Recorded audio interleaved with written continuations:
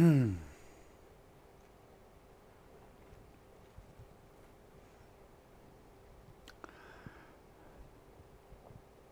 morning, good afternoon, good evening, wherever you may be in the world. It's great to see you all here. I thought I'd hit the go button just a tiny bit early tonight because I had a real bug. I set up this live stream 4 times and weirdly on my screen all I can see is a little corner. I can just see the edge of my head. I don't know what's happening, but looking at my other laptop, it's working. So lovely to see you all. It also seems to be a little bit laggy. There's a huge delay between what I'm saying and it appearing over here on the screen where what that you are seeing, if that makes sense. Anyway, it's lovely to see everybody. Thank you all for coming once again. I've got Emma monitoring me to make sure that the live stream works to send me warnings, but I can see from your messages. That's great. Thank you, Dan. I see a few of you saying it all looks and sounds fine, so that's really good news. I think there must be a glitch in YouTube because they've changed the way it works. It took a devil of a long time to get this one to set up. As I say, on my screen, all I can see is the edge of my head and a bit of the picture on the wall behind me, but looking at YouTube, it's there. Anyway, enough of that nonsense. You lot have been blowing me away this week, completely. There's quite a few things I just want to mention and talk about before we kind of get into the bit which you like. First of all, blowing me away, some of you PLDers have been donating places on this Saturday's Photo Alchemy webinar to other PLDers, and I just think that is the most generous, amazing thing. I'm really moved and inspired that we've got such a wonderful, generous community here. Some PLDers have bought webinars and said, I just want to put them up for anyone who wants to go that couldn't afford it. Some have chosen webinars, but for whatever reason, anyway, there was a post on the pages, I'm sure you know, Emma just kind of randomly put them in a hat, and I think she got one of her little boys to randomly sort of choose some names. So Sandy Frew, Gary Cleesby, Carl Spitzer and Gary H.N., you were chosen from that hat to join us on Saturday morning for the Photo Alchemy webinar. So I'll look forward to seeing you there. Hopefully we won't have any glitches then either. But I just think it's incredible. We've got such a great community going on here. Thank you all for being who you are. Whilst we're on that subject, got really interested, you know, the why photography post. I hope you saw it. There were so many answers. I posted why photography, don't think about it, just go with it. And there were some really, really fascinating things people said. I love Nigel West, who said, because I can't draw or paint. And that's what I say to people as well. But I also get so many of them. Kim Goucher, you said, I love the high it gives me when trying to capture that perfect photo and the creative aspect of it. I totally get that. There's such a buzz every now and then. You just know, don't you? Everything's come together and you click the shutter on a good one, in inverted commas. Tori Hunter just said at first today, but her holiday photos, but you know, now she wants to create stories, and you know, that's actually my whole thing now with photography, and it's been really frustrating not being able to get out into the world and, you know, do that for quite some time. Philip Campbell said it's in his blood and has been about the only constant in his life. He does it because that's what he does, which is, you know, just awesome. And I also loved what Tony Bassman said, mindfulness, because I also think photography is a very mindful thing. It's about being mindful of the environment. Yes, sure, there's some knobs and dials and settings, but it's also about being mindful of our surroundings and what's happening and looking at things in new and different ways, which is, of course, what you are all doing. Great to see some regular names popping up in the chat as we've gone through. Little update, as you know, I've been thinking about guest speakers and I've been talking to a few colleagues and friends about this. Estras has already agreed he is going to do one. I think Benno will probably come and do one. Chris Suspect is going to, but I think our first one will probably be Will Burrard-Lucas, who is an incredible wildlife photographer. He predominantly works on conservation projects in Africa and specialises in up-close and personal, super powerful wildlife portraits of elephants and lions and things. Will Burrard-Lucas, I strongly recommend you Google him. I was going to have a picture in here ready to show you and stuff, but I had such a struggle getting online. It hasn't happened, apologies. Will's a lovely guy, and we are hoping to do that in a few weeks' time. And I'm thinking the format for these will be, if we can get some real world-class speakers to come and give us a presentation, is we'll see if we can get, you know, a few of those going on through the year, and we'll kind of we'll still do our winners and runners up, and maybe a little bit of feedback, but it'll be a lot less feedback, and then we can spend a bit of time with someone who does something extraordinary and have a little Q&A on the end of it, which I think will be really beneficial and fascinating, because, you know, people talk about what level of photography, beginner, intermediate, advanced, and I would suggest we are all beginners at different spaces, you know, so like someone who's just got a camera and they're trying to figure out, you know, what you do with it, okay, compared to them, many of us are kind of through the stratosphere, but compared to, say, someone like Will Burrard-Lucas, who specialises in wildlife, I'm a complete beginner. I have no idea where to begin with that. All these things that are mindful around animal behaviour and stuff. So I think it'll be really interesting. What else did I want to just mention? Oh yeah, of course, as always, our donation heroes. I just want a big shout out to Paul Farrell, Patricia Hain, Ivana Yubankova, Judith Stewart and Neil Johnson. You've been doing this for quite a while, and those little donations are what support this community for everybody, because it actually takes quite a lot of time to do it, and one way or another that time has to be paid for. So thank you guys, and to everybody else who has been making those little £3 donations, which just keep this going. If you haven't made any, you feel you would like to, then there is a link below this live stream. It's also on my website, so please go and have a look, because that is the lifeblood and what keeps it all going. Where are we? What else have I got to talk to you about? I think that's about it. I think we're there on the newsy type stuff. Are you all well and happy? By the way, could you do me a quick favour? Can you just go now when you hear that word? Because I just want to see how long the lag is, because I think we've got a huge delay, and if I want to ask anyone questions. Right, thank you, Tim. You were the first one in. It's not too bad. It's weird. Whoa, look at you all. You guys rock. It's not as bad. What I'm seeing in YouTube, there's a huge delay, but what I'm seeing on the live thing, it's not too bad. Good. Looks like we're all set. This challenge, so many entries, which I think is fascinating. It seemed to, what do you think? Do you think there was loads of entries? Now, phones do have some limitations which make people work differently, but it's just struck me there was so much more inventiveness going on this time. It just seemed to be absolutely amazing.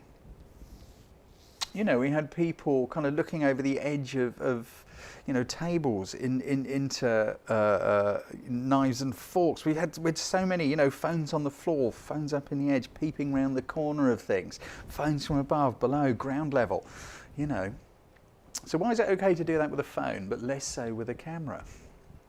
Phones are great, by the way, for street photography, if you're into that, because everyone's used to seeing people do this with their phone. Where's mine? Here we go. People are so used to seeing people do this with their phones all over the place, or that, or whatever it may be. And I've noticed in the past that street photography is great. You can kind of just hold it like that and almost point it straight at someone. And just take a blind bit of notice of you. If you do it with a camera, they sometimes get twitchy. Interesting, isn't it? I think phones are quite good fun. Anyway, so where are we now? Let's go and have a look at some pictures. Now, by the way, that shot, let's just have a little look. This one, which I've only got a kind of low res one. This picture here of that cloud, which was on the screen, you know, for the weight, that was taken on my phone. And they have huge advantages. It's like this amazing sky and these clouds came along and this shaft of light just sort of came in underneath it.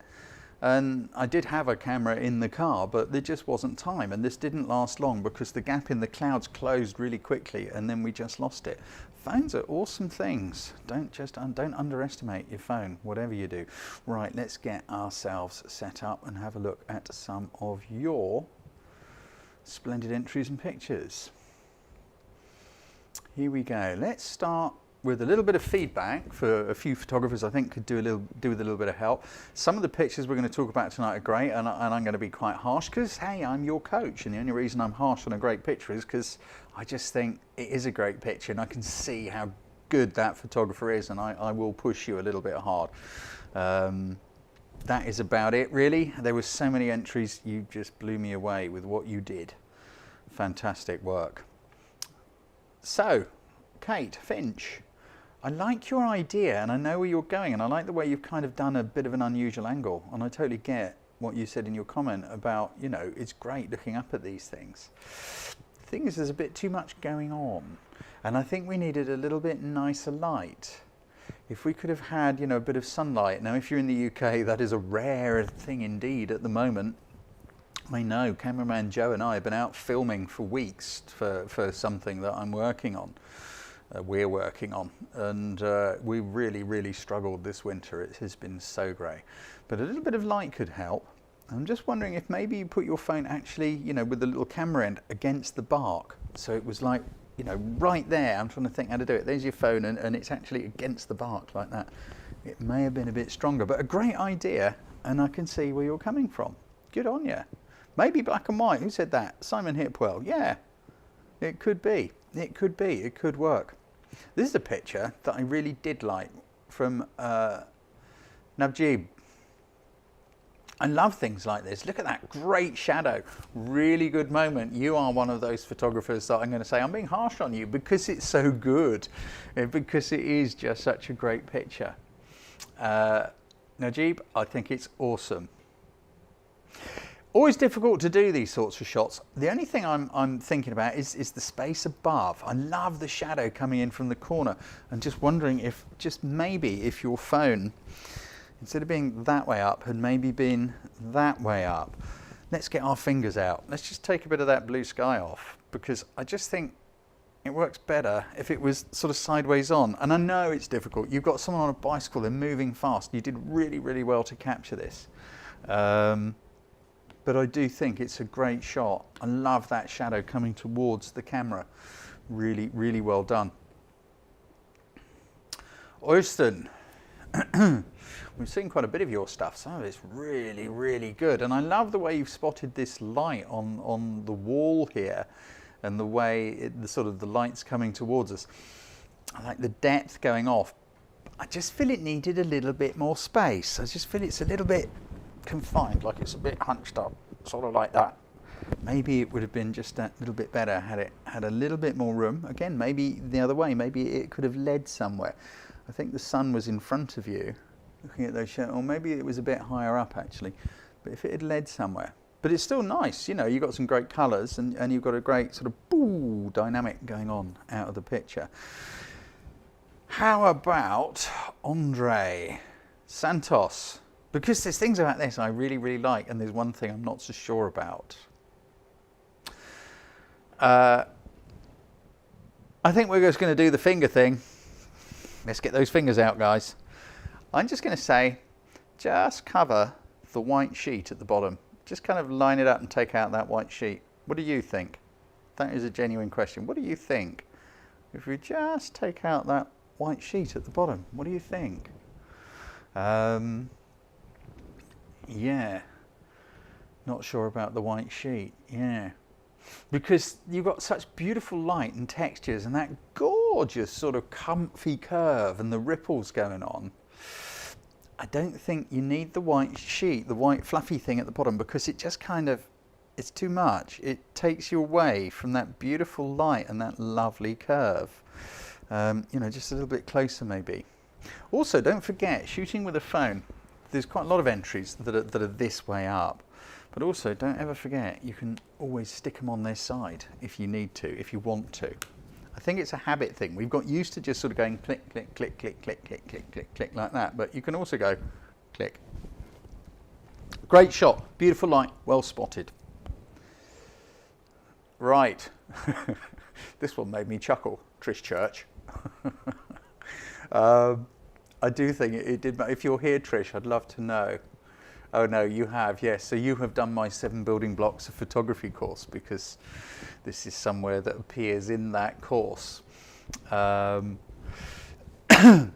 I think it's, I like the way you framed it, I really do. I like the way you've kind of done this frame in a frame thing. My only thought is in the top left corner, got a little bit of blue, and I know I'm being picky, but I just think maybe if you could have bent your knees a bit, maybe, and just sort of moved slightly, you may have been able to lose it. Also, the light's coming from right behind you. Now, knowing where this is, later in the afternoon, with the sun coming in more from the side, a little bit further round, we'd have had some shadows coming sideways, and I think it would have been stronger. But I do like the way you've included the path, which is taking us up to the old castle, up at the top. Really nice. Really nice. By the way, there was quite a lot of pictures from around where I live. Are you lot ganging up on me? Are you all sneaking down into the New Forest area? Because this is only about 10 miles from where I live. I thought this was an interesting idea from Paul Lynn. I kind of like the ladder. I like these weird things. I think you could have, the difficulty I've got is it's kind of going like that. Now I think that's a perspective thing, not so much that you hadn't got your camera straight. Could you, Paul, have moved round to the right just a little bit more? Because I think things like this with the straight lines work really well, but you've got to be really careful to try and get all those lines straight within the frame. Because I also love that curvy bit of sky sort of coming out from the corner and coming back towards us. Great negative space indeed, Sharon. I totally agree. But yeah, it's really cool. I think it's a great idea. I love the ladder coming straight up and the 3 chimney pots and that lovely bit of sky. It's just a great sort of abstract-y thing going on there. Phil Thompson. This, I think, is really quite intriguing. So, you know, I looked at it for quite a long time, and then I thought, I've no idea what it is. Is it glass? What is it? You said it's an ice stalagmite. Is it a stalagmite? Let me look at the other one. I can see it. Yeah, stalagmite. Mites go up, don't they? Tights come down. That's the way I remember it. And I think you've got something really interesting. I'm guessing, I don't know if you're here, Phil, but I think it's really interesting. I love the way you've lit it, the way you've done something to light it up. Red gel over a torch, it says, yeah. There's something not quite coming together. And I think it's something to do with the camera angle. I'm being hard on you because, you know, you found an interesting subject and you put in the work and you've thought about a way you could light it up. I think maybe if the light coming through it may have looked really great without seeing the light. If you imagine there is your stalagmite here. You're kind of looking down on it like that. And I think maybe if you'd come down to the side and look through it, the light coming through it would still have worked really well against the black. I could be very wrong. I'm just having a little look here just to see if you're here. I'll just hide my own message a bit because I don't know how to do it. I'm not very good at this, am I? There we go.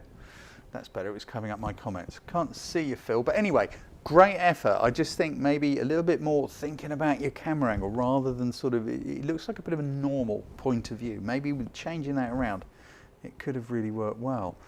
We had a great, truly great, I think, idea here from Ian Robb. This is what I love. It's like the way you guys are picking up these little hints and ideas and running with them. I think it's a great idea. Popping your phone down in the bin and then kind of opening it up and having a look inside. It's a very different point of view, and that's what makes things eye-catching. My coaching in would be little things. I don't know if you could have, you know, previewed it if you were looking on, you know, the face towards you camera on the phone, or whether you just had it upside down. Just little things, trying to keep those lines straight. I think also, forgive me, I think you could have put a bit more energy into it as the model. Do you know what I mean? If you kind of leant in a bit more and sort of like, what are you doing? I don't know, an expression there. I'm being hard on you, as I say, but I think it's a very great creative idea using your phone and the self-timer. By the way, I just have to say, I love the daintiness with which you open your bin. You are by far the most refined person I know. Wendy Wilson, I love the light here. I really like this little place, and this is a great thing. You know, look, we've got some lovely colours, we've got a great composition. We're seeing this all the way through with all these different phone shots going on here. What does it need? I love the depth, I love the distance. I love the shadows from the pillars coming towards the camera, the repeating pattern down the side. I feel it needs something, just a little something going on in the picture, a little bit closer to the camera. Of course I'm going to say it needs a person in it, but you know, that's like a scratch record. I've said it too often, haven't I? I just feel it needs something. What would be really great if there was a suitcase, you know, an old-fashioned sort of a suitcase, not one of those things on wheels, Le Petit Valise. I've got one. I've got a sort of like leatherette little suitcase. Hasn't got any wheels on it. People take the mickey out of me. But hey, I don't know, a little something left on the platform I feel would have just given us a bit more of a focal point, but it's really well spotted. It's beautifully composed and put together, and you've used some great light. That's all there is to it. Nothing wrong with it, nothing right with it. Here's something I really liked, Graham. I really, really like this. I like the colours, the sun, the little flowers tied onto the bench looking out to the sea. It's kind of almost got a bit of a lonely thing going on there. But I do really like it.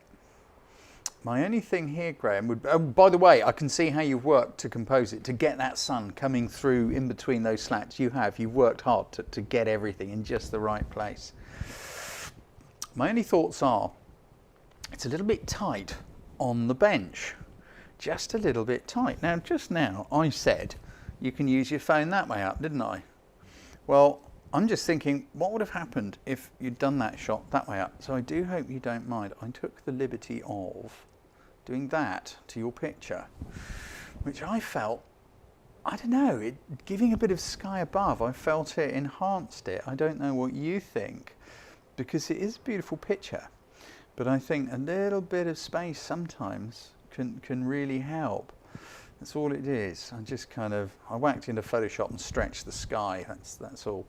But I just felt it just sort of brought it to life just that bit more. Maybe with the camera the other way up and just moving back a touch. Very simple things can make a world of difference, but I love the picture. I love that you spotted it and the care with which you executed it. Chris Bowles. I like the way you've kind of worked this. I can see you've thought about it. You know, we have a very classic rule of thirds, and I have no problem with that. And I can see you've also thought about what time of day. I'm going to give you the benefit of the doubt. You did think about what time of day, because we've got some longish shadows. You know, this is late or early in the day. There is a really nice feel to it, and you've got blue sky. I'm not sure where you are, Chris. I don't know if you're here, but you're certainly nowhere near me. My only thought would be, how could this be improved? The sun is low in the sky, but the shadows are sort of coming in from behind your left shoulder. Could you revisit this place and do it again, but at the other end of the day, so the shadows are coming more from in front of you, because the bow of the boat has kind of been flattened. If you had light coming from one side rather more than from behind, you'd have a bright side and a dark side. It'd make the front of the boat much more angular, much sharper. But nonetheless, well, good on you. You know, I can see you've taken care. Nice straight horizon. You've thought about the time of day and everything. It would be really cool to see what it would look like if it was done at the other end of the day. Sarah Piper's picture here. I haven't read it. Is this where I think it is? Is this down the road from me at CalShot? As I say, it certainly looks like it. If you're here, Sarah, tell us. Good on you for trying to use that sky, because there's some little bits of colour, and I like the shapes in the clouds, and also for thinking about using the puddle for a reflection. Something that works really well with reflections is if you can get close to the puddle. If you can get down low. Does it say CalShot in the comments? Thanks, guys. I hadn't really read. I read so slowly, I'm trying not to read it. Otherwise, I'll be going when I'm supposed to be talking to you. If you can get down a bit low. Because one of the cool things with the phone as well is where we've got, you know, this little tiny lens just here. So if you're going to do a reflection, you can, of course, turn your phone up the other way so that your little tiny lens is down at the bottom, and then you can put that, here's the surface of the water, and you can just bring it down and put it really, really low on the water, and it absolutely maxes out those reflections. It is cow shot, I see that now. Yeah, these are hard. I've been actually filming around there quite a lot over the last few weeks, doing things. I shouldn't have said that, should I? You'll all come and throw things at me for being nasty about your pictures. I do need a new phone cover, Ian Scott. I'm not a particularly stylish chap, am I? So as long as it stays on, I'm not too worried. Yeah, great idea. I love the thought of using those reflections. It might work better if you get a little bit closer, a little bit lower. I think this was a nice idea for a picture. Ivana. I like it. I like the idea. The vape, that steam going on that cold day. Unfortunately, it's kind of lost against the snow and the bright sky. Now, steam, smoke, vape, whatever it may be, it works really well if you can get the light behind it. Now, it looks to me like you had a very, very flat light and it was all coming from everywhere in one direction. However, if you could redo it and you can get the sun coming through it, so the light's coming towards you, it'll make that little cloud of vape really, really stand out. But there's nonetheless things I like about it. I like the reflective moment.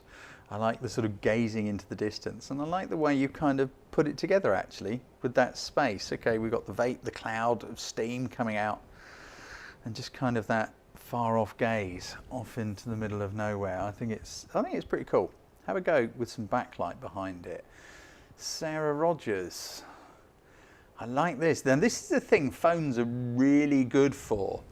If you can get the angle just right, you can get these kind of weird things going on off bright highlights, and it's amazing. Esther Suarez explained to me why it happens and why you can only do certain things with a phone, and I wanted to try and find some pictures that we took when I saw him out at Exposure last year, year before now. We were messing around. He showed me this thing, he explained it scientifically. I have no idea what it is, but it works really, really well. I love the way you've done that. Sarah, you've got just the right moment. My coaching on here would be, could you have kind of gone down a little closer to the water? It may not have been doable, I don't know.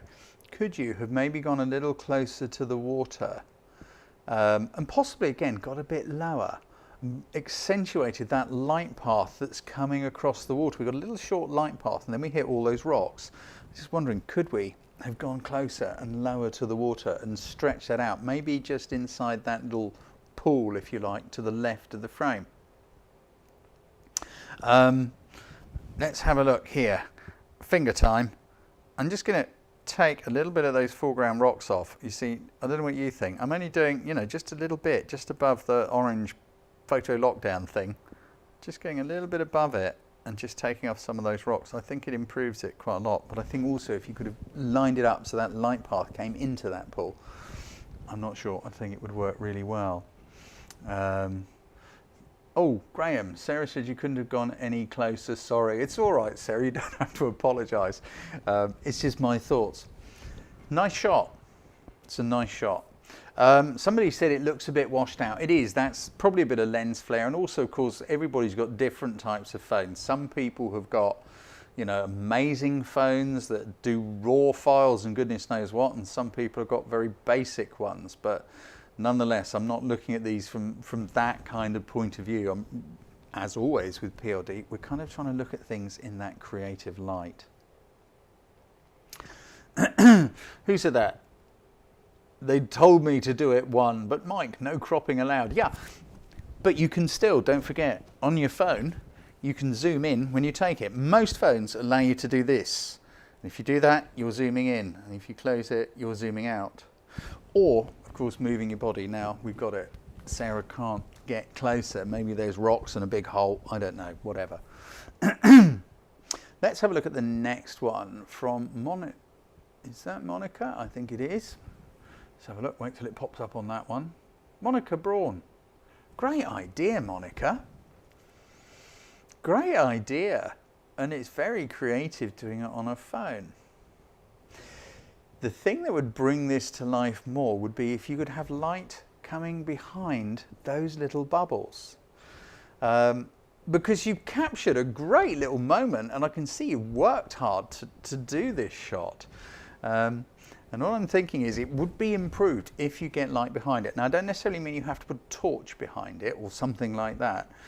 But maybe if, you know, there was a window sort of behind and to the side, so the light's coming through the liquid or gel or whatever it may be, it would absolutely make those little bubbles pop and sing just a bit more. I'm being hard on you. I'm being hard on a few of you, as always.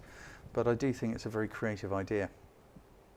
We're going somewhere where I walk quite often now. Brett Tizard.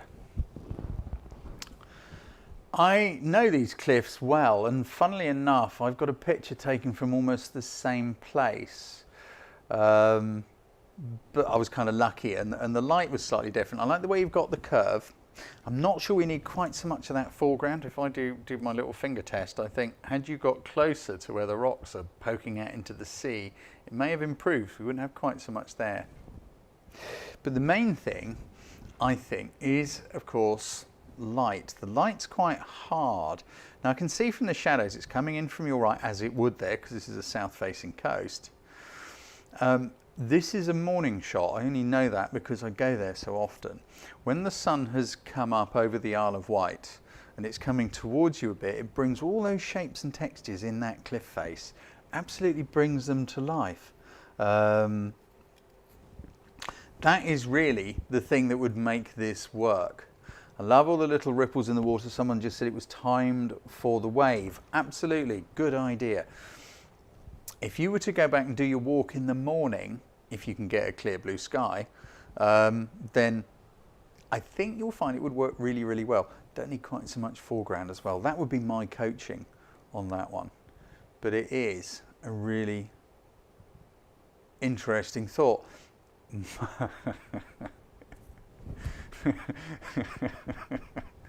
You got to love that, haven't you? I mean, you just got to. You've just got to love that picture. It's just so funny and snuggly. We used to keep guinea pigs at home. My mum kept every kind of animal under the sun. I grew up in a place with about 8 guinea pigs, 5 tortoises. We had 9 dogs at one point. Ponies. It was a little small holding mini farm, you know. We had cattle and ponies and, oh, you name it. My mum just had millions and millions and millions of animals everywhere, including guinea pigs. And they're quite cute, aren't they? I think it's a great little moment, Mark. I think it's well done, and I think it's good fun. My coaching would be, we don't need quite so much of the white blanket, and a little bit of, do you know what I mean? It's not quite, it's where it's just cutting off the edge, a little bit more space maybe, on the left side of the shot as we're looking at it. Not quite so much of the blanket in the foreground. Or again, what would be really, really unusual, and this is one of those cool things you can do with a phone, would be if you were to have your little lens there, kind of instead of that way up, which I know is the normal way up because that's where your button is down the bottom there, but instead of having it that way up, was if you were to turn it that way up, so that the lens is again right on the carpet, right on the blanket, sort of almost looking up at the little guinea pigs, because it's a very unusual angle to see a guinea pig from. Bob Williers, how could you? But it's a really unusual angle to see a guinea pig from, and it would make it even more eye-catching and endearing. But it's a great idea. It's a good shot. Nice one.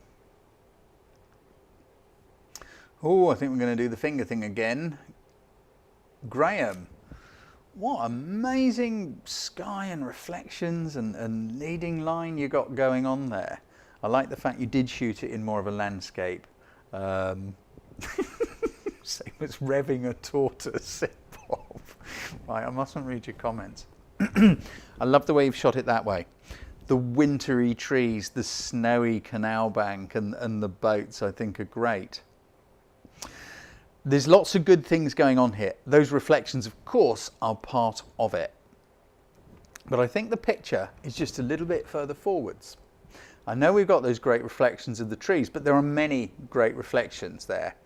We've got the more modern, we've got the, you know, the day boats on the right. The green boat to me is, and the reflection is almost where it begins. Could you have moved a little bit to sort of maybe, let's try some things. Thumb time. It is a lovely shot. Thumb time. What happens if we just take off? You see that white, excuse me, the white boat with the blue cover. If you just sort of take it off to there. Now, I know it half cuts the tree and the reflection, but by moving round a bit, the reflection will come with you. So it would kind of work. Lorraine just said, get off the trail. Yeah, that was my other thing. I have no problem with that little white bit down the side. I think it holds it together well. But again, let's do the finger or thumb thing. I think we could use a lot less of it. If you just had a hint of it running down the bank, or maybe manage to get yourself so there was just a little, try and get a corner of it in the lower left corner. I think it would really hold that canal together. I think it's a really nice shot, well spotted. And you've got everything nice and straight, and you've obviously thought about it and used that line. But I find that the path on that white snow is kind of fighting with the reflections in the boat. And it could do a bit stronger there. That's just my coaching on that one. But nice one, Graham. Where are we going next? We're going here. It's so difficult knowing everyone's names. Age concern. I'm not sure who you are, but I bet you're going to tell me if you're here. Gary said get into the water on the last one. Of course a real photographer would, wouldn't they? The light in this is just gorgeous. Isn't it lovely light? It's just that great bit of window light coming through. And there are things about this I like so much that I'm going to be harsh with you. I'm sorry. It's well spotted. It's nicely put together. I love the shadow on the wall. I'm not sure about the car keys, but if they're there, that's cool. I don't really have a problem with that. There's just little things. Bottom corner on the left. Can you see where we have got, I'm just going to turn this off so that it's not in the way. There you go.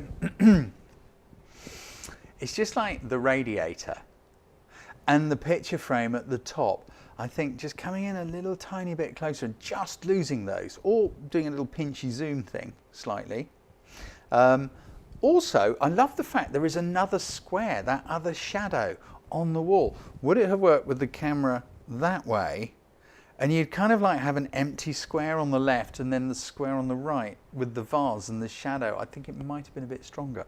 It's just a little bit of thinking around that one. But it's beautiful light, beautifully well spotted. I can see how careful you've been to get it straight up and down. I get it, there's no cropping, but maybe you could have moved forward a tiny bit and just lost that picture frame and maybe a bit of the radiator underneath. But well spotted. What a beautiful, beautiful pool of light. Now I've lost my place because I scrolled down to go and turn that thing off so it wasn't on the screen for you. Here we go. Oh, another one like that. Angela Gledhill.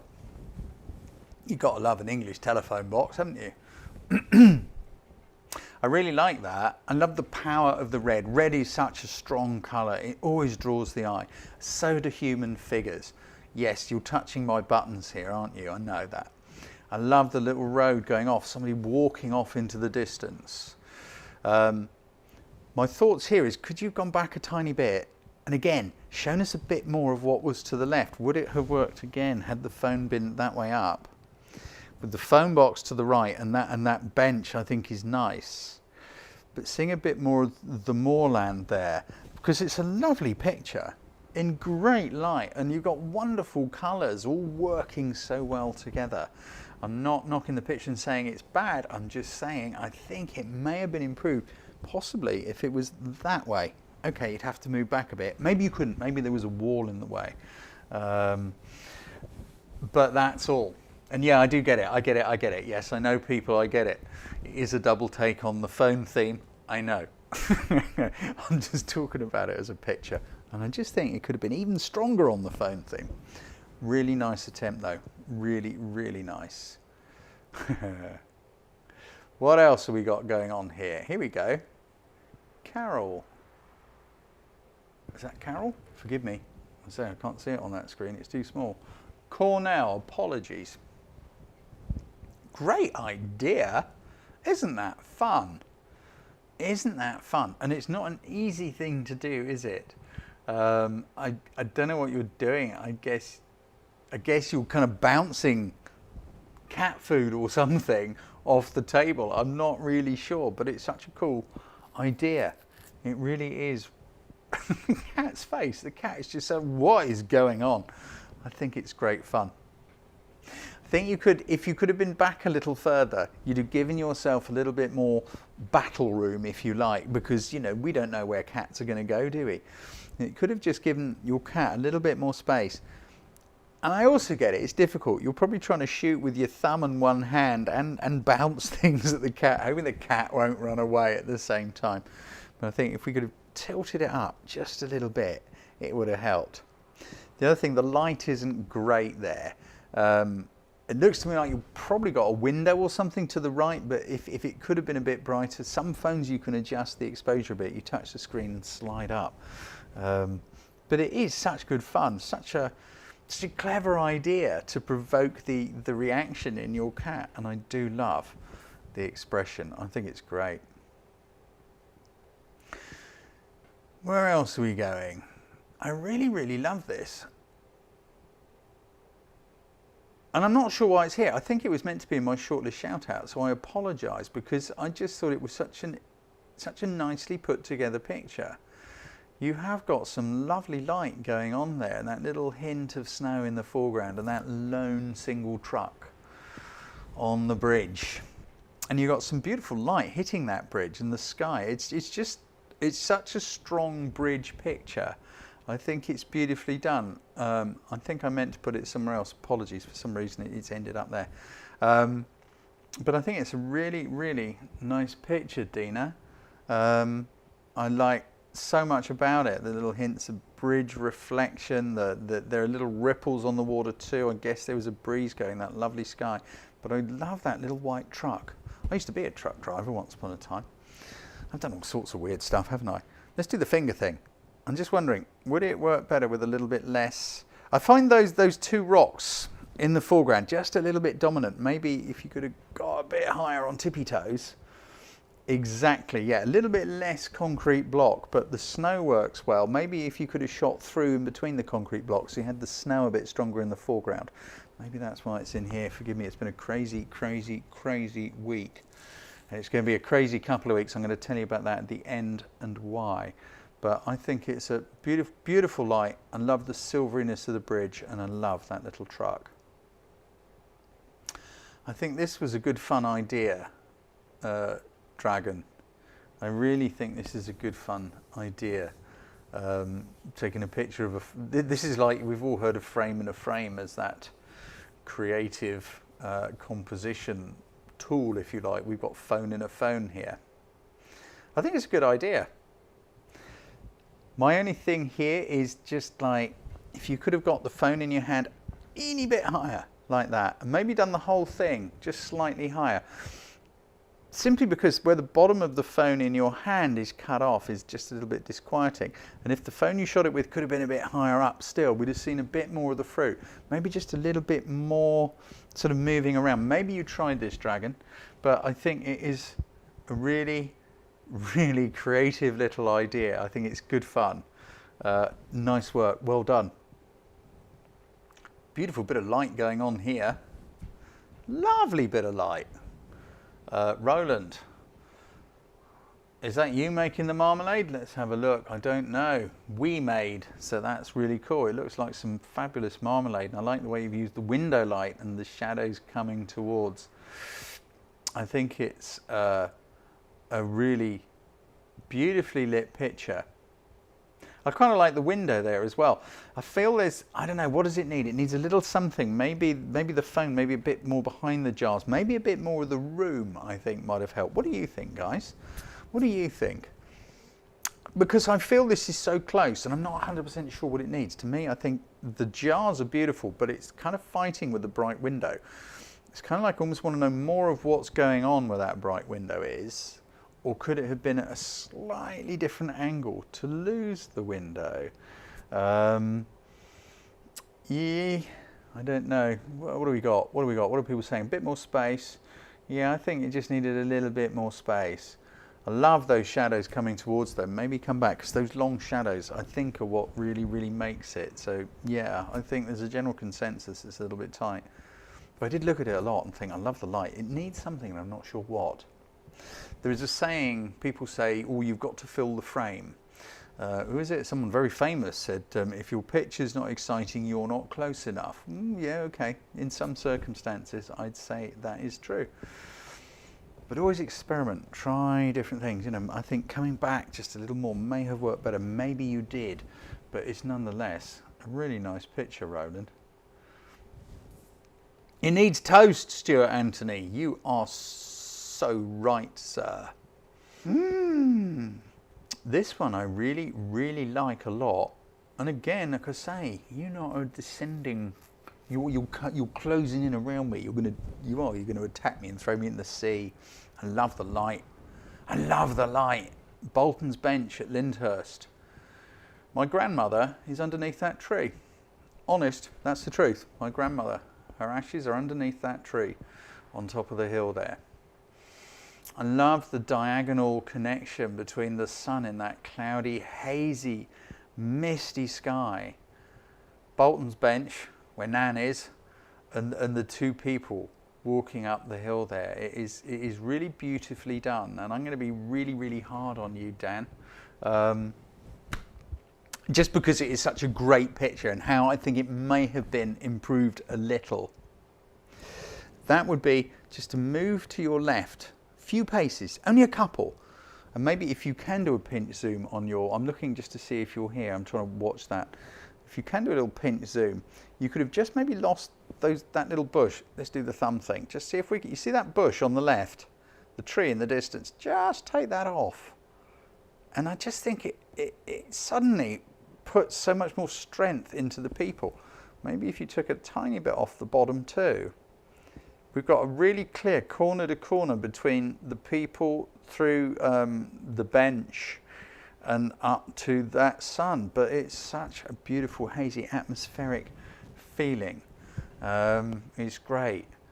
Nana be delighted you took a picture of her. She was awesome, my grandma. She was just rock and roll gran. She was just fantastic. Anyway, beautiful shot, Dan. Nicely done. I'm guessing there's a lot of you locals showing up at the moment. That's interesting. Bear Clive said, I like the bush, but we'll crop the bottom. Let's have a go at Bear Clive's idea. Let's just try these things, because that's what this is all about, isn't it? Let's do the finger thing and just take a little bit off the bottom. You're right, actually. I don't mind the bush so much when there's a little bit off the bottom, but I still prefer it. No, I prefer it like that. I wish I could show you what I'm seeing, but I'm sure you're managing it yourselves. I'm glad we have fun with this stuff. Lovely picture. What have we got here? Steve. Swans are difficult things to photograph. They are awkward beasts, and also it can be very hard to get the exposure right with any camera, but you kind of have. It seems to me it's rare you can take a photograph of a swan in any sort of sunshine without some part of the swan burning out, because it always seem to be on dark water. Love the ripples. My thoughts are, I don't know whether it is cropped, whether your phone just shoots pictures like that. It just seems very, very narrow. Now, I'm not knocking if it was cropped. But also, again, it feels to me like it's a bit of a, a thumb upright. Hang on, let's have a look. I'm looking at your comments. What are you guys saying? Love the water ripples. I agree. Landscape, more space. Yeah, I think that's it. I think maybe if it was this way with a bit more space. Also, I don't know where you were, Steve, when you took this shot. I'm just watching in case you're here. There you are. Phone ratio. Yeah, sure.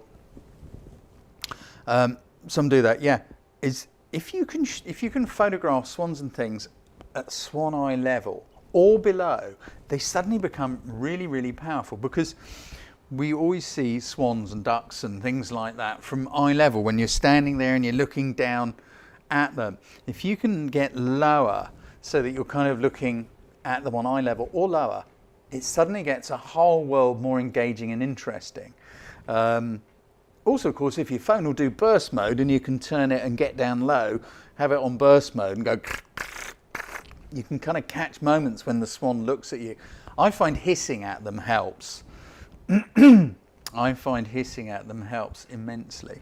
I don't know where this was. There's a place not far from me called Christchurch Quay, and there are loads and loads and loads of swans there. And they mug you. They'll stick their beaks in your pocket looking for food. They're so used to people being around. And it's actually almost difficult to photograph them because they won't go away and leave you alone. They're sticking their beaks in places going, oh, you got anything for me to eat? One of them even snatched a friend of mine's Cornish pasty once. So I said, watch out for your pasty. Don't just wave it around. A swan will have it. And she said, no, they won't. Swans won't eat. And boom, it had gone. Really nice shot. I like the way you're doing it. And I can also see, I think you're working with ripples and reflections and trying to think how to do it. A bit more space. Maybe pop it on its side. Oh, this is a picture I liked a lot. Chris Britton. I like this one a lot, and I'm being harsh on you that it's not really in a shortlist shout out because I love the light and I like the angle. There's lots of things about that just appeal to me. I think black and white is a good way to go. I'm wondering, could you come back a bit? I know you've got that lovely distortion going on there. Could you have come back a little bit and tilted the phone up a bit? I get it. I love the fact the receiver is laying on the ground. Just a little bit more, just to see a little bit more of that sign. I get it, play lotto here, pay at the pump. A bit more of that. Would it have been possible to sort of really go down a bit lower? I don't know. I still love it regardless because I like the light. How did you do that light? Feels a bit like Psycho, says Heather. Yeah, get it. I'm just reading some of your comments here. It's really beautifully done. Yeah, it feels like Psycho. Great shot. My coaching would be, could you have come down a bit and back a bit? Did you use car headlights to light this, or is this a pool of light from something that is somewhere near that phone booth? Hi, Chris, nice to see you. Light was from your headlights. Good man. Rock and roll. It's lateral thinking. How can I light this up? I know. I'll stick. You see, this is why it works so well. Light is king. Love the way you've done that, Chris. The way you just thought about how can I light this and make it moody, and you have. You've done a great job. Cracking picture. I hope you don't mind my bit of CC there. This one here. Margie Wright Jones. This is such a lovely, peaceful picture. I do like it a lot. I really do, and I'm being awful hard on you with my coaching as well, because it is such a beautiful picture. Finger time. You see the bushes on the left? I'm just thinking, if you just take them away, what do you think? Now, it's difficult because it crops the whole thing, and I like the shape, but it's the bushes on the left. My question is, could you have taken a couple of paces to your left and still kept this shot kind of together as it is, so that bush on the left wasn't there? Do you know what I mean? You could still keep the trees where they are, you've still got the same reflection. I don't know. Maybe you couldn't have done that. But I'm just thinking, if you could have moved round to the left a bit, so you've still got the space, but without that bush. That is the only thing I'm thinking. The bush is fighting with the tree. Hate it when that happens. It is so disquieting. But anyway, really nice shot in that flat evening sort of light and that dead calm. Really nice. Something else which may work well is to get that camera again a little bit lower to the water. I don't know. I think it might have worked. Not much, only a bit, because you'd lose the grass behind. It almost looks like a golf course or something. I'm not sure. Maybe it is. I haven't read anything. But yeah, it's a cracking shot nonetheless. But that would be my little bit of coaching there. That's an interesting one. Ahmed Berbers. Yeah. Maybe we just need to see the reflections on the water, because this is another thing that can work. is just photographing the reflection, you know, turning the camera down to the water and just having a hint of the bank opposite with that beautiful reflection. That could work really, really well. You could flip it up the other way or just leave it as it is. Those things sort of work very well too. But it's a great shot. It really is, Margie. Beautifully, beautifully spotted, well spotted, notified. This one just made me laugh. Thank you, Stuart. It just made me laugh. But also I like your, sorry, manly voice, but also I like your creativity, your creative thinking. So yeah, okay, so you've stopped the video and got my exposure award there. And it just made me laugh. It made me laugh a lot. And I just love the way you kind of use that. I don't know if it's a toilet roll, cardboard tube, something like that, and just shot through it. I just think it's funny. It's fun. It is so funny. James Bond theme and all the rest of it. I think it's great fun. What was that? I just saw a couple of questions coming. Did I see a question come through? Andy Moore said, how do you upload photos? Andy, if you follow the link below this live in the description, it will say join in photography lockdown. That will take you to a page on my website. It'll tell you how to find these challenges and come join us. We have a Facebook community and we do these challenges. You can submit photos and everyone's just a great laugh. Hope you can make it. Nice one. What else are we looking at? Yes, I thought that was very, very funny. Good sense of humour, Stuart. I love it. This is a beautiful picture. Lindy. It's like, I love the expression of that little robin's head, and I'm being hard on you again because, you know, wildlife is so uncontrollable, and I'm sure Will Burrard-Lucas will be talking about this when he does his talk for us, because that's what he does, wildlife. I just think it's a great shot. I love the quizzical look on that robin's head, and, you know, just your fingertips, that smashing little robin sitting on your fingers. That's great. It's a shame about, I guess it's a covered barbecue in the background, but would the robin have stayed there if you tried to move? I don't know. I like to think it would, so I'm just coaching photographically, not on the circumstances, because I don't know what they were and I'm being hard on you. It's a nice light. If we could have just had the robin against the wood without the barbecue and the little bright bit at the top, I don't know. Maybe he flew away the moment you moved, but I still love this picture. It's great. It's great. I had to free a robin I had to use some of that awful expanding squirty foam recently to insulate some pipes near my place, and I found a poor little, oh, it breaks my heart, this poor little robin had at some point put his foot in a bit of that foam before it set, and he was trapped there, and it just took ages just trying to get the poor little fella out. We did in the end, and I hope he's all right, because they're such friendly little birds. One used to come in my motorbike shed, and I'd be working on an engine or something. There's a vice on the bench, and this little robin would come in, and they make this little noise. They go, as you know, it's just so amazing.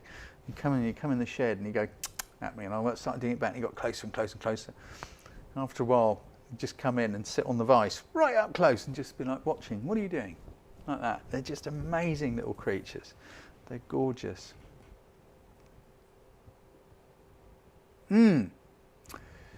Sapo, I get where you're going here, and I like the moody sky.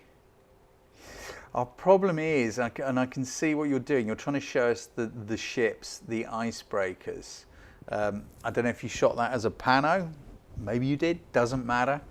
I like where you're going, I like the sky, I like the water, I like the ice, but unfortunately, the two icebreaker ships are just a little bit lost against the background. The light isn't helping you here, my friend. The light isn't quite helping you here. I don't know, what could you have done about it? It's a tough one, isn't it? I kind of like those wiggly reflections in the water. Are you standing on the ice? Are you on a riverbank? I don't know. Hey, Seppo, glad you're here. Yeah, it was cloudy, my friend, no question. I'm just wondering, Seppo, seeing as you're here, would it have been possible for you to go to your left more? And maybe you could have made a bit more of possibly the reflections. I don't know what it needs. It's just not quite working because those ships were... You're on an island. Okay. I don't know what it is. I think it's a light thing. If you get a shaft of light come through the clouds, sometimes it means waiting around.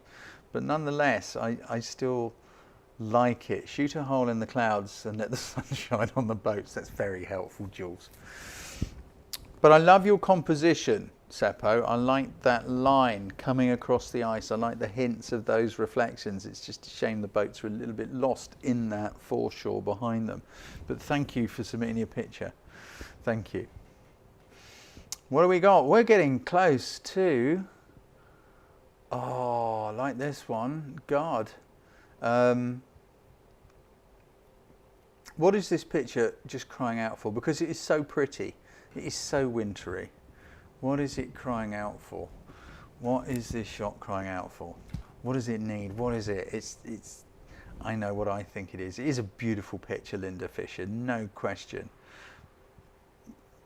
It needs something coming up the path. It needs something or someone. That's just my thought. Yeah, I don't mind. We got cats, we got horse and cart. Horse and cart, you're hopeful. Maybe it's just where you live, Gary. But yeah, something coming up the path. Kid on a toboggan. Someone falling off a bicycle. Obviously somebody walking. Love the footprints. Love the positioning you've got of the sun there. Just clipping off that little twig.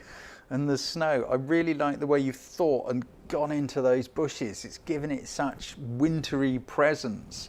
I think it's great. I don't know, God, if I don't know, could you have waited around? Maybe someone would have come down there.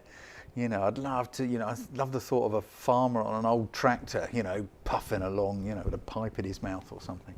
But it is such a beautiful spot, and even without that it still works. But I think with the light where it was, if there was something coming down that road with the shadow in front of it, a dog lolloping along having a great time playing, I don't know, but it is still a great shot. It really is beautifully done. We're now coming into our shortlist shout outs. You have all gone completely above and beyond, and if I haven't given you a shout out yet, it doesn't mean your picture's not good. It just means I can't talk about all of them, and I try to choose things that I think will benefit the most people if I can do a bit of feedback. So let's have a little look at this, because I just thought this was really creative thinking, and we quite often see this. It doesn't always work, but I think this really does. John Colony's picture of Napoleon, the statue, and then using the laptop screen behind to create a background. I like the light on Napoleon, and even though it kind of just about matches what's going on in the picture in the background. If you look at the guy on the left, look at the light on his face, and it's matching the direction of the light on Napoleon's face. And I just think it's fun. I just think it's really well done. I think it's very, very creatively done. Nice one, John. I thought this was good fun because it was such a lot of work from Phil Saunders Hall. You put so much work into that. Some of you guys just blow me away with the work you put into things. It is such good fun. Who did you steal those toys from? That's what I want to know. And did they object? It's just such good fun, isn't it? I just really think it's good fun. What more can I say? Ice warriors in the snow from Star Wars with the sparkler. It's just well done, well thought out. This I really like. Angie Larkin Turner. I really like that because it is such an unusual angle. Using an unusual angle, it always works. I just think it is great. And look how careful, look at those trees around the edge of the frame. I just think it is really good fun. Beautifully done. I think it's a cracking picture. It's an awesome perspective. Great creative thinking. What feeling do you get when you look at this, folks? What do you feel? What do you think? I know exactly how it makes me feel, where I am and what it's like. What about you? I just want to know. What is it provoking you? What thought? Where are you? I'm going to wait a moment. Just interested to read your comments. You feel like dog poo, Tim. Now, who said it? Excellent. I love it. I love it. I love it. It's so interesting. Look how everybody has such totally different ideas. I'm not a cockroach. What fun. Actually, the very first comment that came in, Sue Owen, that's where I am with you. I'm under some ice. I'm under the ice. I'm kind of under the ice looking up. It's not a scary picture. It's not like I'm panicking, I'm drowning, you're trying to kill me. But it just feels like it's the blue. I'm under the ice. And I'm just looking up as somebody's walking over the top of it. Somebody else said under glass floor. Similar thing. I just think it's good fun. Yeah, interesting. Good question, Sharon Grigg. If you're here, Angie, how? How? Is it just literally the phone's on the floor and you're just holding your foot just above it? Is it actually under something? I think it's fascinating. I'll keep an eye on them just in case you're here. Tim, she's stepping off a step. Who knows? Maybe. It's still a great shot, whichever way you look at it. Just reading some comments as they're coming in. Phone on floor on timer is my guess. I think you're probably right. Anyway, let's look at another piece of incredibly creative thinking from my childhood, from Steve Swain. It just works. This is another great example of, you know, just putting something together and making it work with the light. So for anyone who doesn't know, maybe you don't live in the UK and all the rest of it, there was a kids show for people of about my age many years ago. It was called Trumpton, these little characters, you know, and there were the firemen who were all sort of individual little characters. That is one of them. But I just love the way you put that together. It is just really well done, the way you've mimicked the light, the way you've still given it that nighttime feel. I think it's really nicely done. I think it's really great. Let's have a look. What else have we got here? Fuzzy sound. I don't know what to say. Everything appears to be working at my end. Lots of static. I have no idea where that's coming from. My phone is off. There should be no buzzing. As I say, I think something very strange is going on with YouTube. Let me just check. I've just put my phone onto airplane mode. Every time I speak and it's getting worse. Let me look. Let me look. It says the stream is excellent. I have got.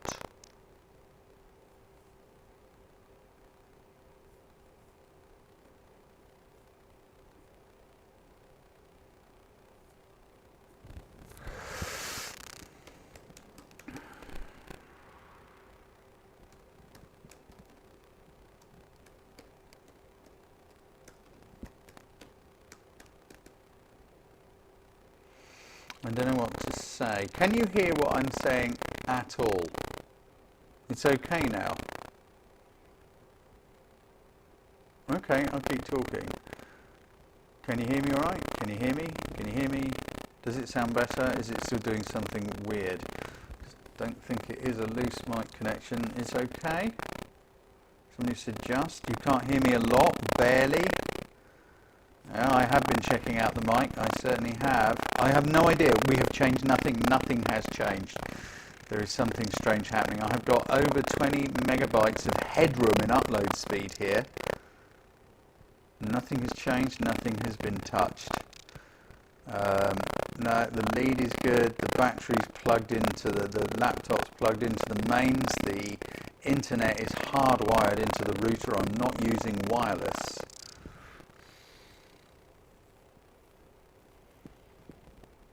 Can you understand what I'm talking about? That's the main question. Yeah, okay, I get it, guys. I get it. I know what the symptoms are. Let's try and fix it. Can you understand what I'm talking about? Okay. I think we're just going to have to live with it. There is no battery in the microphone. It is powered from the USB port. I can't switch it off and start again because it'll kill the stream. Then I've got to build a new one in YouTube and then reconnect it to my software.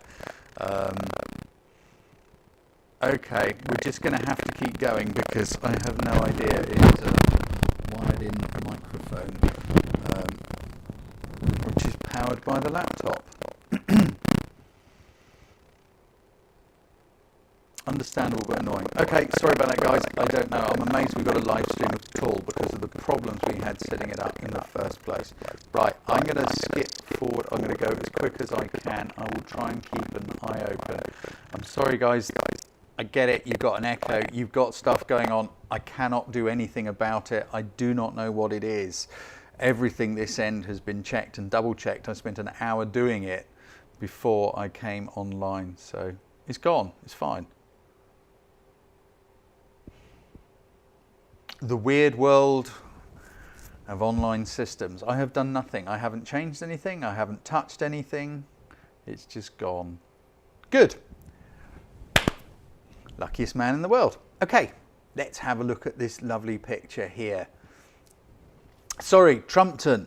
Awesome picture. Congratulations. It's a great picture. Nice one, Steve. Let's have a little look at this one here because I think this is a really lovely picture as well from Debbie Harmett. It's just so simple. I love the thought of a flower in a Guinness can. And I love the way you've kept it so, you know, that background so dark and moody. And it just works, that happiness of that flower. And it looks like a really old Guinness can too. Am I wrong? I don't know. It looks like a really old Guinness can. If you're here, I'd love to know. Guinness is lovely. Some of you are saying it's frozen and some of you are saying it's not working. I don't know what to say. I'm sorry, guys.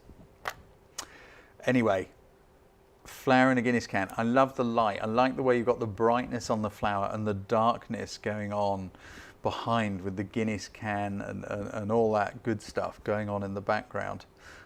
It's just a beautiful shot. What can I say? Does it need anything else? If you could give it a tiny bit more space, but then I always say that, don't I? I'm a negative space junkie, but I think it's a really cracking shot. I do like it a lot. This one I had to put in my shortlist. Shout outs again, just because I just feel it's so calming. I love the tree.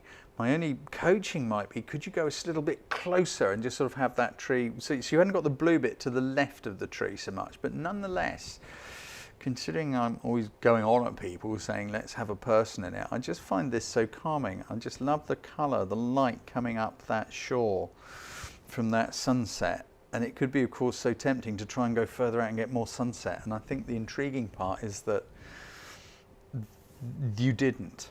That you allowed the sunset to sort of happen round the corner a bit rather than try and go further out to get the sunset. I think that is the intriguing bit. We have got leading lines going on. They're taking us somewhere. And it's kind of like, to me, this feels like going for a walk. Nice shot, Jamie. I thought this was a great one from Chloe. It's such a winter scene, that, isn't it? I just love the way you did put your phone very low and you did turn it, you know, you've got your lens right down onto the sod, as we call it here. I think it's a really great shot. I love it. Even though the light is kind of harsh, for me it kind of works on this shot. Some places you can get away with it. I think it is a really, really nice picture. Congratulations, Chloe. I think this is great fun, Dorothy. What a happy little picture, you know? And to me, it really works. This is one of those great advantages with phones because you can get them down low. Little tip Estra showed me is, don't forget, your phone has got that little lens on it as well, hasn't it? The one on your side.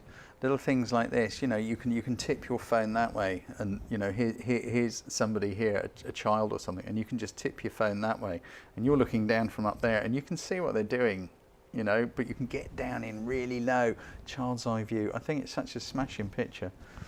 Beautifully done, Dorothy. I thought this was creative and fun. I never thought I'd be excited about a picture of the inside of a dishwasher. But it's because it's an unusual angle. This is the great thing with photography. You can make an intriguing picture out of almost anything if you can make it eye-catching. Now you can do that, of course, with your camera controls, with your settings, with your depth of field and what you choose to have in focus, with which focal length you choose to use, playing around with exposure, because exposure is part of composition to my mind. Do you want your picture bright or do you want it dark? Don't just do what the camera tells you, because the camera has no idea how you want your picture. It just knows what its program has told you that it thinks it should be. But you can always argue with that. I just think this is great fun. It's very carefully done. Look how carefully you've lined everything up. I think it's great fun. Yeah, I'm in the dishwasher too. I genuinely had to look at it a bit and went, what on earth is that? And then slowly the penny dropped. I think it is a really great creative idea. Just as this one is, Michael Isles. That's just good fun, isn't it? Isn't that good fun? Love the missing front teeth. I hope she was well paid for them. I just think it's great fun. You know, the way you've got the light, the yellowy light coming in from the side. I like the way she's giggling and laughing. I think it is good fun, and I love, you know, I totally get, yes, there's the ET connection going on there. The word cutie in the corner. Well done, nice one, Michael. I think it's good fun, I really do. I think it's great fun. This is another great example of how you can make an interesting picture out of almost anything from Susie Natman. You know, I've got one of those lampshades at home somewhere, although I have to confess there are probably more cobwebs in mine than in yours. But what great lines, you know, it's just a really pleasing, simple geometric shape. It's just looking inside one of those wire lampshades. I think it's really, really beautiful. It's just a simple, easy thing.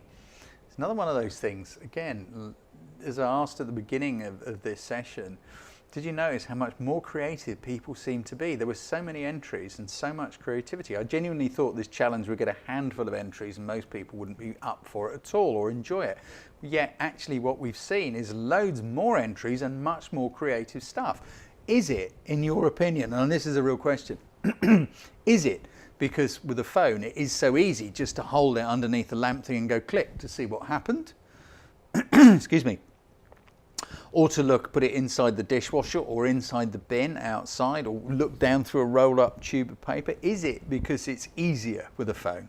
Is it just a question of, you know, yeah, I can grab my phone and go down a tube or put it in the bin, or, you know, what do you think?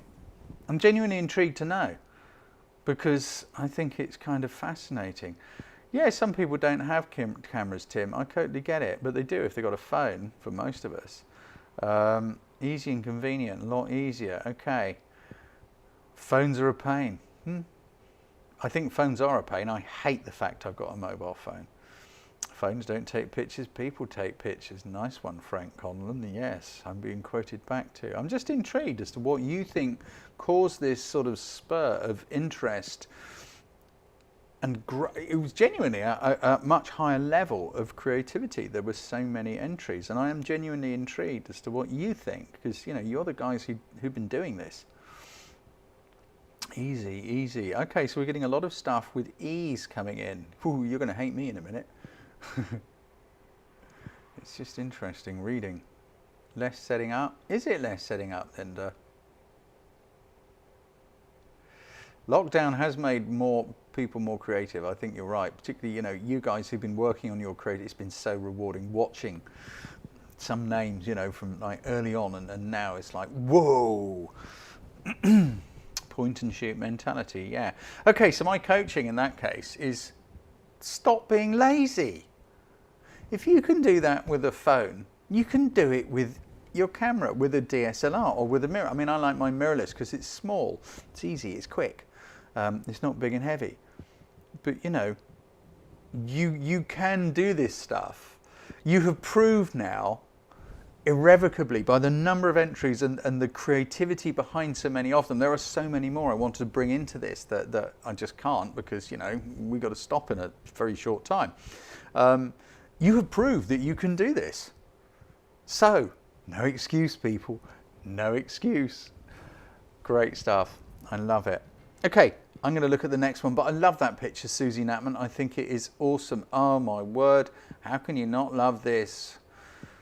One of our high flyers, obviously, Hayley Elizabeth Buckland. I love the expression on that dog's face. Now, it's obvious Hayley is a very accomplished photographer.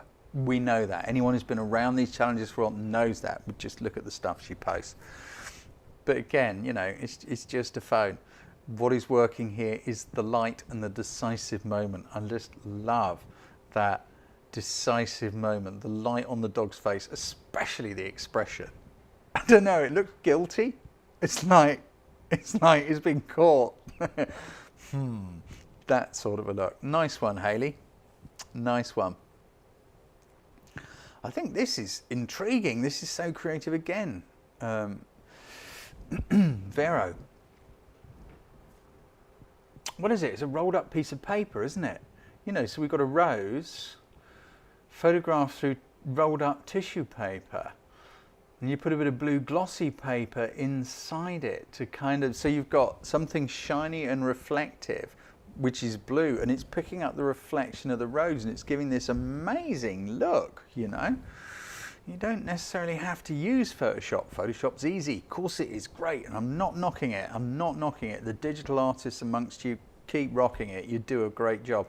But again, look, you see a little bit of this stuff. Photography happens in here. The most important thing in photography is that thing about 3 or 4 inches behind the eyepiece. I think it's a beautiful shot, beautifully done. Well done, Vero.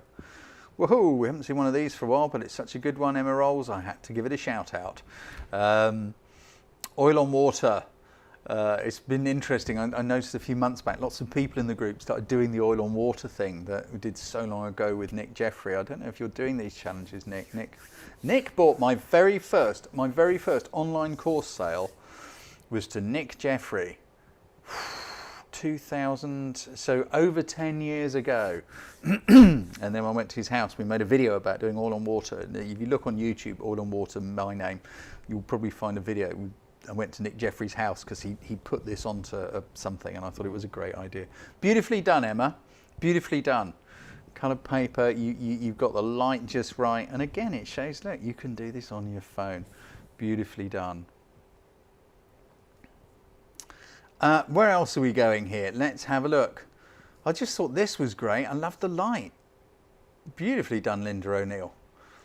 It's a real frosty feeling. I love the dominance, that foreground dominance of the sundial and the relationship with the sun and the old buildings and things. Where are we? I'm just having a look. Sundial outside my local Tudor manor house. I thought you were going to say outside my Tudor manor house. Yeah, it's great. You rarely take your phone to take pictures, but you've enjoyed giving it a lash. Yeah, well, it's beautifully done. I love the light. Again, light is king. Light coming towards the camera. It always makes things dramatic and exciting. Light coming towards the camera from Sharon Grigg, another one of our regulars. Love it. Just that care, you know. Again, looking at something from an unusual angle, getting down to dandelion clock level and putting that sun right behind it. It just kind of brings it to life and makes it look really interesting. Beautifully done, Sharon. Denise Savage, I just thought this was just lovely. These sorts of shots, it's easy to sort of think, I don't know where to look, it's confusing, and somehow, I don't know. There is one particular one of these flowers that immediately takes me. Which one is it with you? I don't know how we describe this in words. But there is a particular place I look on this every time, and that was the thing when I was looking at all these on Monday. It was like, why isn't this confusing? Why do I always look at the same place? I don't know why it is. I don't know. What about you? The white one. Thanks, Yvonne. I'm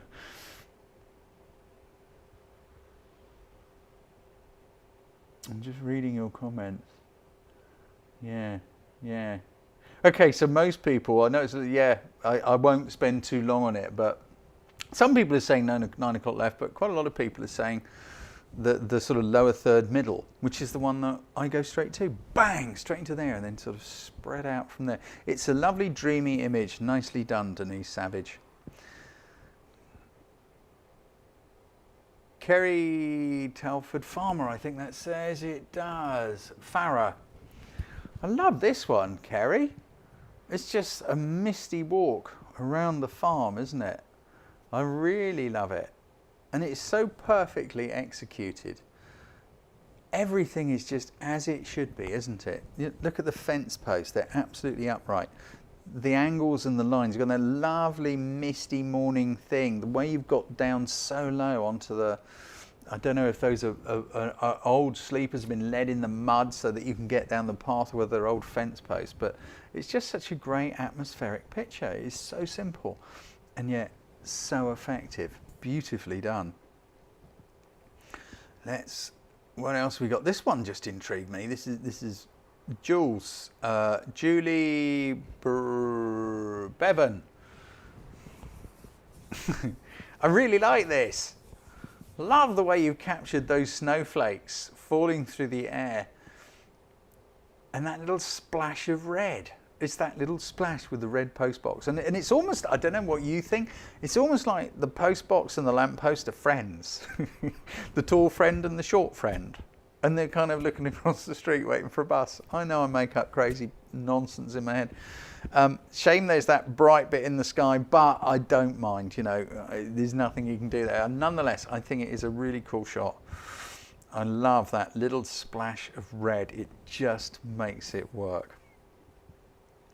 Another beautifully done picture, Maud McLean. Love your bravery in just clipping the edge of those bushes, that tree off on the side. It is so calm. It is so beautifully done. I just feel it's really nicely done. The way you've got the horizon so low, you're allowing those clouds, that misty, murky, cloudy sky to play across the top of the picture. The reflections on that gorgeously calm water, but what I really like is the way you've just been so brave to just have a hint of the bush coming in on the side here. You're welcome, Maud. It's a great picture, beautifully done. Another one, Michael Malka. Isn't that a beautifully captured picture? Beautiful piece of light. The mischief in that cat's face. I'm not a big one on animal portraits, but many of you are just bringing such great stuff to the table here. I just love the catch lights in the cat's eyes. The way the rest of the shot's gone dark. I don't know how you lit it, Michael. I know you're here. I saw you comment on something earlier, but I just think it's really nicely done. It's just another great shot. Forgive me, I'm moving a bit faster because I'm running behind and there's a couple of things I need to tell you before the end here. I thought this, of course, this is a bit of me. I know it is, you know, I love these sorts of things. Now, forgive me, I can't remember who was it who did the shot with the vape earlier. The reason this vape stands out better is there's a bit of light behind. But again, I think this is beautifully put together. Forgive me, I should be talking about you, shouldn't I, George? You've done it carefully. Look at those uprights, they're upright. Everything is a nice straight line. And I kind of get this cold. I don't know where you are, I haven't read it. Maybe you're outside an airport. I get someone's kind of outside an airport or something. But I just find it's a nice, interesting bit of sort of street candid stuff. Oh no, I kind of like that stuff. Lorraine, you put your phone in a bucket or something, haven't you? Love the ice. Is it in a bucket or is it one of those crystal balls? I don't know. It's so wide, so fisheye. But it's very effective. Beautiful light in the trees and the little icicles hanging down there. The light just caressing the woodwork to the right as it's coming towards the camera. I just think it is a beautifully done shot. Really nice. What else we got here? More creative stuff. Sarah Moore. It's just, again, it's kind of, I don't know what that bulb is. I don't know how you've done that. I have no idea whether it is a bit of light painting, whether it is an old bulb with some crazy shaped filament. I just don't know how you've done that. But I just think it's just beautifully done. I think it's an intriguing picture. I love that soft kind of look to it, that kind of soft vintage yet colour look. Nicely done, Sarah Moore. LED cob bulb, says Michael. Okay, yeah, LED bulb, slow shutter. Okay, sorry, I don't know what such things are. I live in a field in the corner of nowhere. I genuinely do. Jane Durango. I think this is another one. It's just light, beautiful light. And look how you put that together. Love the way those two sort of fans of leaves in the corners, sort of like that. And the play of light across them, the little silhouette-y one in the middle. It is so simple, yet so effective. It just works, and it's light that's doing it. But you have taken the time to look at this and think. I love the one in the middle and the two bright ones. You've kind of really taken care to line that up, and you've done brilliantly well to see that light, or of course to create it. I don't know whether you created it or whether you found it, but either way, Jane, I think that is a smashing picture. Beautiful play of light. Another beautiful play of light. Okay, another one of our resident giants, Dean Minute. Because I had to look at that for a minute or two before I realised what it was. I just thought, that's interesting. Why? Because of the light. We got that great light washing across the handles of those knives and forks in the drawer, and then that reflection. Beautifully done, Dean. I can see now, you know, once I figured what it was, thought, yeah, I can see that is a, you know, a Dean Minute thing, your style. We've seen a lot of your things over time. I think it's beautifully done. Beautiful piece of light. Another really simple but effective, and it's well spotted. I love this ice. Andres, I think it is just beautiful. I'm guessing it's on your car windscreen. Again, I haven't read it. Car windows, yeah. You know, because being in the car and these sorts of things works well, because when you backlight something translucent, it comes to life. And if you're in the car, generally speaking, there's light coming in through the window, and that backlights it and makes it work. But also, look how you have arranged the patterns. We've got that strong. I wish I was using my webinar software, because I could draw on the screen and show you what I'm trying to tell you, but I'm not. The way the kind of the ice crystals, it's almost like a feather pattern, isn't it? V'ing down towards the bottom and the middle, and then smoothing off to the side. I think you must have spent a bit of time looking at that, just to kind of figure out, where's the most interesting bit? Beautifully done.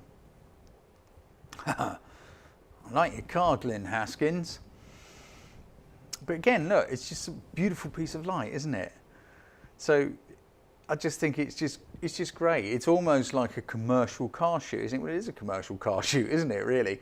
Like the way you've used the light coming straight into the front of the car. You're sort of highlighting the corner, and the way you've been kind of creative, the way you kind of, you know, lent it over and played around with the angle of the camera. I think it is it's great fun. Your model, did you make it, Glyn? I just think it's cool. It's a nicely done shot. It is a nicely done shot. Oh, this one got me going too. Trisha Haynes. What do you think of when you look at this? People, what do you think of? What do you see? What do you think? This got me. Absolutely got me. I thought, this shouldn't work. Why does it work? This shouldn't work. Why does it work? It's fun. Yeah, Twig the Shadow. Larry painting. It's so Larry-esque, isn't it? But my first thought was, why does it work? Because it should be confusing. These photos like this are just great. Nicely done, Trisha. It should be confusing because there are all those people. It's the snowball. I don't know what you think. To me, it's the snowball. The snowball, even though it isn't super dominant, just having that snowball boldly positioned in the middle somehow anchors all that confusion of busy human life playing behind it. Took such a long time. Yeah, exactly. David Hansen had the same thought at the same time as me. It just anchors it. It's not the most dominant thing in the picture, and it's somehow incongruous. It's like, oh. I think it's a lovely shot. Beautifully done, Trisha. And I hope you don't mind a little bit of coaching. I just kind of couldn't help it. I had to play with it. And I just did that. I just took a tiny sliver off the bottom. That's all. I get it. I know you weren't cropping. I totally get it. Maybe you could have tilted the camera up just a touch to get some more treetop in, but I just reduced the amount of space below. I don't know what you think, whether you think it's better or not. You know, of course, it's only my opinion. There's a small kid in the snow wall trying to get out. Very good. Crop too much. Yeah, okay, fair enough. Yes, I'm cheating, George Baker. You are correct. I'm allowed. My computer needs the space. Okay, fair enough. Fair enough. And do you know what? It's like, I don't know about you, but I often come back and look at a picture of mine, and when I look at it another time, there might be a picture and think, it didn't work. Look at it in a couple of days and, I don't know. And sometimes you come back to something you've done and go, why did I do that? Either way, it's a great picture, beautifully done. Beautifully done. So now we're going into our runners up, and then I just have a little thing to tell you after we have looked at our winner. To me, this was so strong, I just had to bring it in here, Jay. It's an unusual angle. Look at the colours we got, yellow and blue, best mates, red, fits right in with the blue. Look at the strength of the building towering above. Yeah, I know there's a crane going through his hard hat, but I just find it doesn't matter. I think it is such a powerful shot. It is so strong, and the mask, of course, makes it kind of current and places it in where we are, construction worker. I think it's beautifully done. Self-portrait, I just saw, nice one, Jay Moffat. I just think it is a really strong, striking, powerful image. Crystal saying she thinks the crane through the head adds to the purpose, and I think you're right. It's disruptive, but I think it is a very powerful shot. It is striking, beautifully done. Totally different feel here with this one from Ed Hicks, but I just think it's beautifully put together. It's such a gentle portrait. Yeah, life in the truck when they want you to go and you're not welcome when you get there. But I just love the way you put that together. I don't know what that is in the foreground that's just sort of hiding your chin, the position of your hand, that kind of corner, really nicely put together. Great light, awesome light, nicely done, Ed. I'm pretty sure we've seen quite a few things of you. Was it you who is saying you didn't know what to photograph when you're in the truck? Well, now you do. Beautifully done. Beautifully done from Lorraine Morgan too. Congratulations. They were all runners up, as you know. Just love the way you got that sun, that watery sky and those wispy clouds and the sun just kissing that bush on that cold, cold morning. Very, very simple, but very effective in my opinion. I just felt it was, I'm just cold looking at it. It's just beautifully done. And this one I just found, I don't know why, I kept coming back to it, eye-catching, strong. Pedro. The light is just fascinating and it is just so strong, I find. I like your courage and boldness to put the sculpture so strong and square in the middle of the composition. The wide angle of the phone lens is distorting things, including the statue. But it is just, to me, a very powerful shot. I love that you've done a night shot as well. I just find that really powerful. Congratulations, Pedro. I like that shot a lot. China Morgan. What have you been playing with here? I just think it's amazing. Is that sugar or something you're drifting down on top of that kiwi fruit? I haven't read.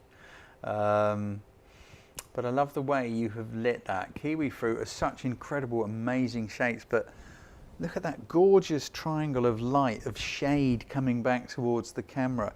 The way you've just captured the little falling crystals of sugar or whatever it is, I'm not sure. Beautifully done.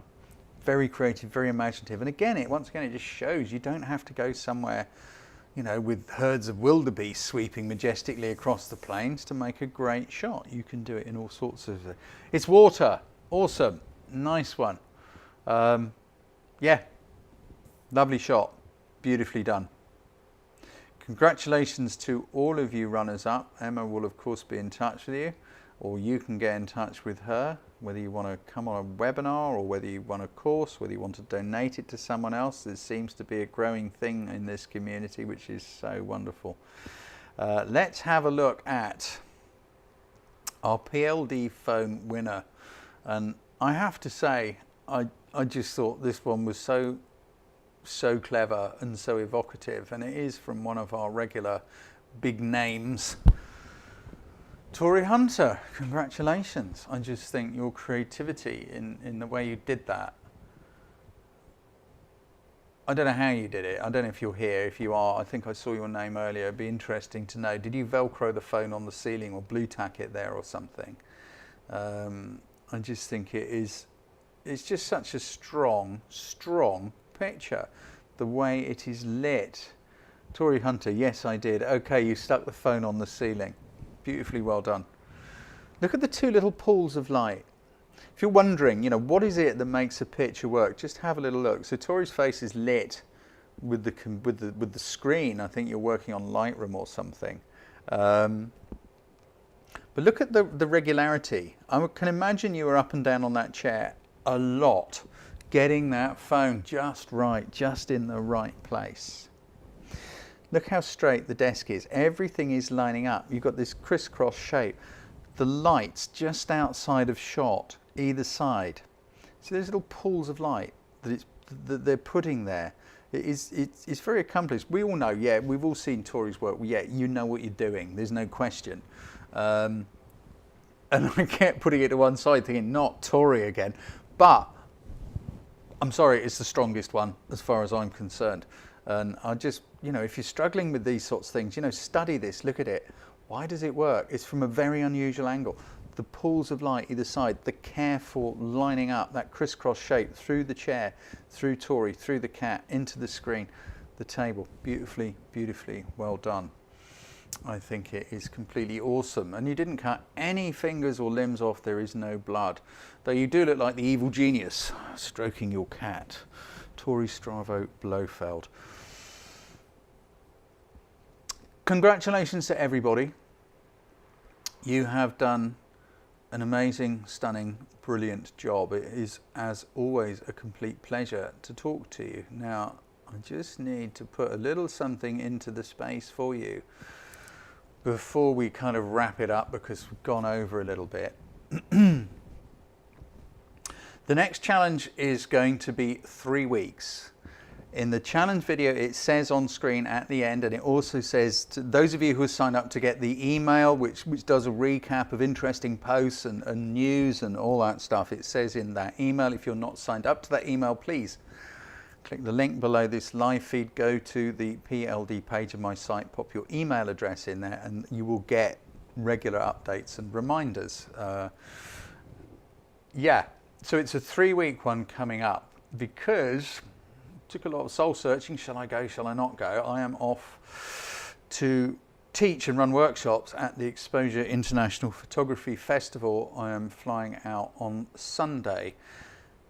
Not entirely sure when I'm going to get back because, you know, this was all part of the do I go, don't I go, with travel, with risks, etc. And it's only through the organisers, who are completely amazing in the precautions and safeguards they have put in place for everybody involved, including at either end of airports. It's not just people at Exposure. But it's uncertain when I'll be back because of various things to do with quarantine and self-isolation on return. They may be sending me to another country to quarantine at their expense. But anyway, enough of all that nonsense. I'm pretty sure I'll be back in maybe a week or 10 days, but it might be 3 weeks. So you've got 3 weeks to do this one. I will try and send you some little live feeds and streams from Exposure. We don't know what it's going to look like this year, because for obvious reasons, but nonetheless, the Sheikh is going to run it, and he's a cool guy. And hopefully, if we're lucky, I might be able to introduce you to a few interesting people from there. But either way, it is a 3-week one coming up, so you've got a little bit more time. Also, the next challenge, I don't know if I'm opening up a can of worms here, but you know, this is about trying to capture the spirit of something. And yeah, we are in dodgy times, but anyway, just watch the next challenge video when it goes live, see what you can come up with. Take care, everybody. It's been a pleasure and a joy to speak to you all. And I look forward to speaking to you again soon. I will hopefully bring you some interesting things from exposure, and I think we will have Wilbur and Lucas to come and talk to us before very long. Be well, take care. As always, a complete pleasure to speak to you. Be well.